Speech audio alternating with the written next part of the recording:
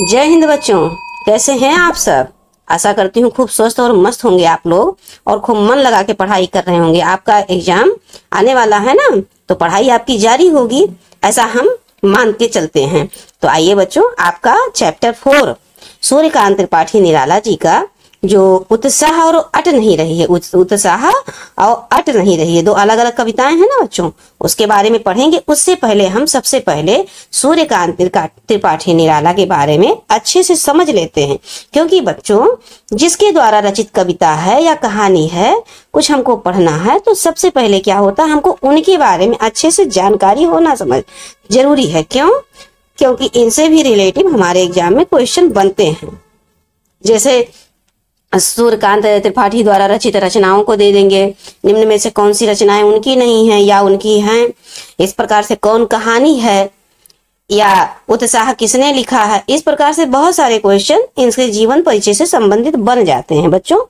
तो इसी उद्देश्य को समझते हुए हम सबसे पहले इनके जीवन परिचय को विस्तार से जानते हैं। ये देखिए आपके सूर्यकांत त्रिपाठी निराला जी। तो आइए बच्चों, सब लोग तैयार हो जाए। आप लोग भी मेरे साथ ध्यान पूर्वक पूरे कंसंट्रेशन से सुनेंगे।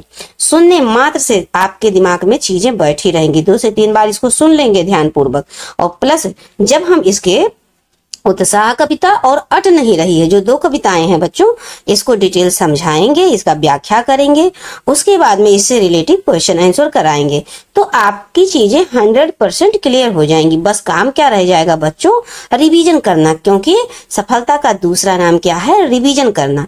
बड़े बड़े अधिकारी जो हुए हैं, IAS, PCS, UPSC, तमाम अधिकारी, दरोगा, जो भी मतलब ऊंचे ऊंचे पद पे बैठे हैं बच्चों, उनका जो मूल काम था क्या था, रिवीजन करना। उन्होंने 10 किताब को एक बार नहीं पढ़ा, एक ही किताब को 10 बार पढ़ा, और उनकी सफलता की यही कहानी है, रिवीजन। तो बच्चों हम रिवीजन को कभी छोड़ेंगे नहीं, बार बार रिवीजन करते रहना है। तो आइए अब हम सबसे पहले तो सूर्यकांत त्रिपाठी निराला जो हमारे छायावाद के कवि हैं, इनको हम डिटेल पहले समझ लेते हैं। तो ओपन कर शुरू हो जाते हैं बच्चों, स्टार्ट नाउ। सूर्यकांत त्रिपाठी निराला का जन्म बंगाल के महिसादल में 1899 में हुआ था।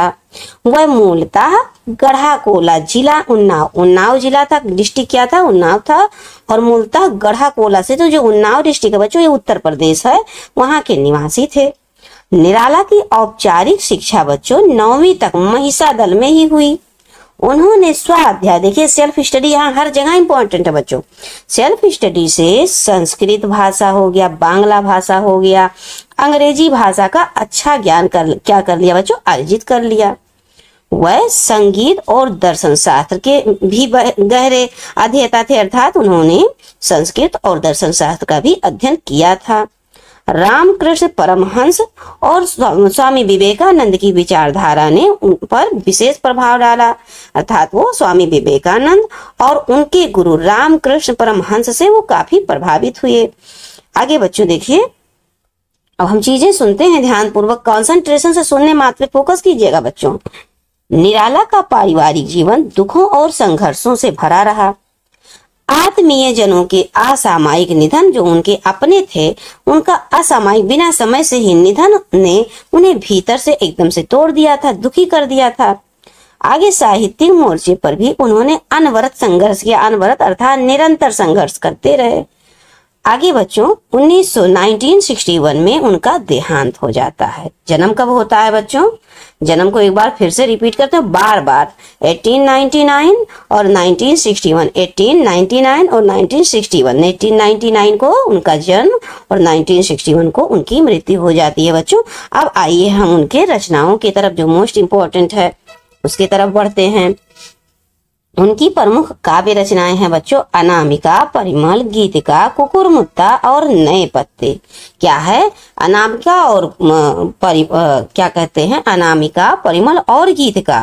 कहाँ गए, निराला के यहाँ गए, वहां उन्होंने क्या देखा, कुकुरमुत्ता को देखा और नए पत्ते को देखा। याद करने का ट्रिक बच्चों, दिमाग में ऐसे बैठा ली, चाहे बगल में ऐसे साइड में उसी पुस्तक में ही ऐसे कॉर्नर पे कहीं ऐसे लिख दीजिए, ऐसे क्या, अनामिका, परमल और गीतिका निराला के यहाँ गए। कहाँ, जयशंकर, सॉरी बच्चों, सूर्यकांत त्रिपाठी निराला, तो आप निराला लिख दीजिए शॉर्टकट में। अनामिका, परिमल और गीत का कहाँ गए, निराला के यहाँ गए, वहां क्या देखा उन्होंने, कुकुरमुत्ता और नए पत्ते देखे। बच्चों आगे देखते हैं, उपन्यास, कहानी, आलोचना और निबंध लेखन में भी उनकी ख्याति अविस्मरणीय अर्थात उनको भुलाया नहीं जा सकता। उसके बाद बच्चों निराला रचनावली के 8 खंडों में उनका संपूर्ण साहित्य प्रकाशित है। दूसरा कह रहे हैं बच्चों कि निराला विस्मृत सरोकारों के कवि हैं। दार्शनिकता, विद्रोह, क्रांति, प्रेम की तरलता और प्रकृति का विराट तथा उदात्त चित्र उनकी रचनाओं में उपस्थित है। उनके विद्रोही स्वभाव ने कविता के भाव जगत को और शिल्प जगत में नए प्रयोगों को संभव किया है। चीजें समझ में आ रहा है बच्चों कि उनके विद्रोही स्वभाव, उनका जो स्वभाव था कैसे विद्रोह करने का, कोई भी गलत चीज है तो उस पर विद्रोह करना प्रारंभ करते, चुप नहीं बैठते थे। स्वभाव ने कविता का जो भाव जगत है और जो शिल्प जगत है उनमें भी नए प्रयोग का संभव किया है। बच्चों छायावादी रचनाओं में, रचनाकारों में उन्होंने सबसे पहले मुक्त छंद, देखिए बच्चों मुक्त छंद का प्रयोग किया है। अब यहाँ पर आपको समझना आवश्यक है कि व्हाट इज मुक्त छंद। मुक्त छंद क्या होता है? तो बच्चों मुक्त छंद वो होता है जैसे जो हमारा पद्य का पाठ होता है उसमें आप देखते होंगे दोहों में रहता होगा, कवित्व में रहता होगा या सवैये में रहता होगा, पदावली में, इस प्रकार से रहता है ना। लेकिन जो मुक्त छंद होता है बच्चों, इस सब जो मुक्त छंद शास्त्र होता है इस सबसे मुक्त होता है, अर्थात ना उसमें कोई तुक की जरूरत है, न लय की जरूरत है और ना किसी दोहा कविता या सवैये की जरूरत होती है, यूं ही कविता बना देते हैं। तो इसकी शुरुआत सबसे पहले किसने किया बच्चों? तो आपके सूर्यकांत त्रिपाठी निराला ने किया। अब आइए आगे बढ़ते हैं बच्चों, समझते हैं इनके बारे में। शोषित, उपेक्षित, पीड़ित और प्रताड़ित जन के प्रति उनकी कविता में जहां गहरी सहानुभूति थी, गहरी सिंपैथी, डीप सिंपैथी थी, वहीं का भाव मिलता है बच्चों। वहीं पर शोक वर्ग, जो शोषक वर्ग है, जिन्होंने मतलब किसी को शोषण किया, किसी को परेशान किया, उनसे अधिक काम लिया, शोषक वर्ग और सत्ता के प्रति जो प्रचंड प्रतिकार का भी प्रभाव उनके कविता में दिखाई देता है। बच्चों इसका आशय यह है कि जैसे जो पहले का समाज था, आप तो जानते हैं कि जो भारत देश था वो अंग्रेजों का शासन था पहले समय, तो कितना ज्यादा वो गरीब जनता को, दुखी जो कम पढ़े लिखे थे, कम जानकार थे, गरीब थे, उनका कितना शोषण होता था, उनको हर प्रकार से पीड़ित करते थे, अधिक से अधिक काम लेते थे। तो उनके बारे में उनके अंदर डीप सहानुभूति है, डीप सिंपैथी है। लेकिन उसके साथ ही जिन्होंने शोषित किया, जिन्होंने शोषण किया इन मजबूर लोगों का, उनके प्रति प्रचंड प्रतिकार भी, प्रचंड विरोध भी इन्होंने भाव प्रकट किया अपनी कविता के माध्यम से। तो बच्चों मुझे पूरा विश्वास है चीजें आपको समझ में आ रही होंगी अच्छे से। अब आइए थोड़ा सा हम और इनके बारे में जान लेते हैं। ऐसे डिटेल जब जाने रहेंगे ना बच्चों किसी के कवि के बारे में, तो उनकी जो कविता होगी वो हमको और अच्छे समझ में आएगी। और जब कविता समझ में आएगी तो उससे संबंधित क्वेश्चन आंसर कैसे नहीं कर पाएंगे आप लोग? बिल्कुल अच्छे से कर पाएंगे और काफी समय तक जो हमारा ब्रेन होता है इस पर बैठा रहेगा, ब्रेन पटल पे, और एग्जाम तक कम से कम अच्छे से याद ही रहेगा। बस वही हमको करना है, एग्जाम में अच्छा नंबर लाना है।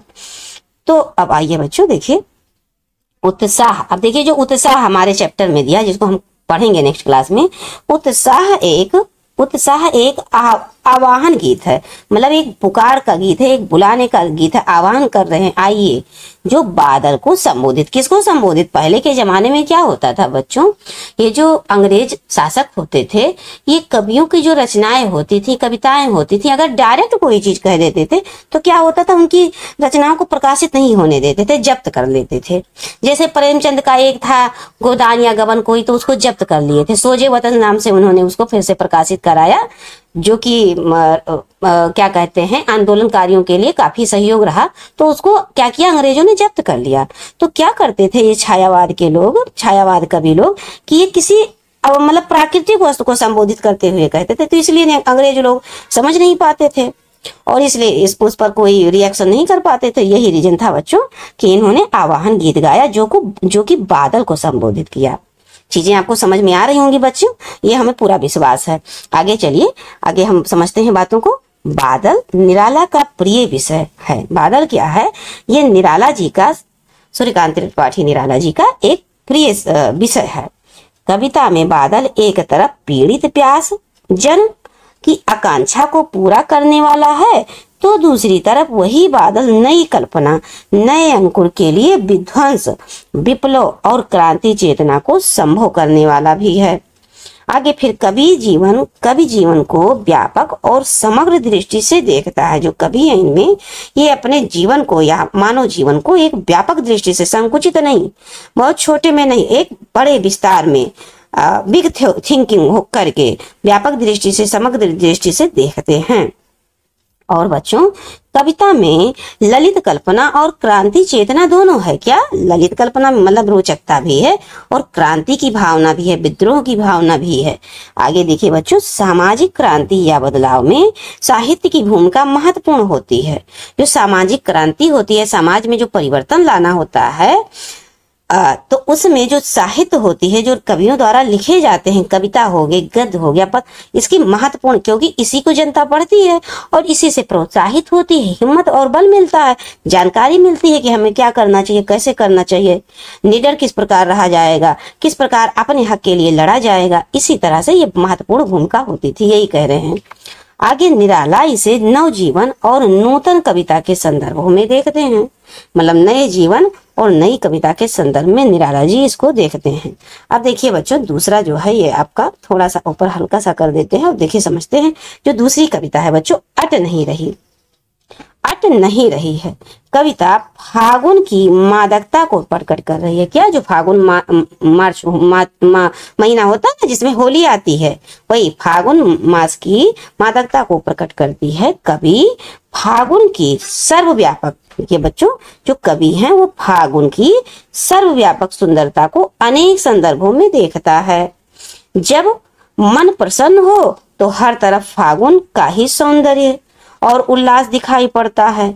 सुंदर शब्दों के चयन और एवं लय ने कविता को फागुन की ही तरह सुंदर और ललित बना दिया है।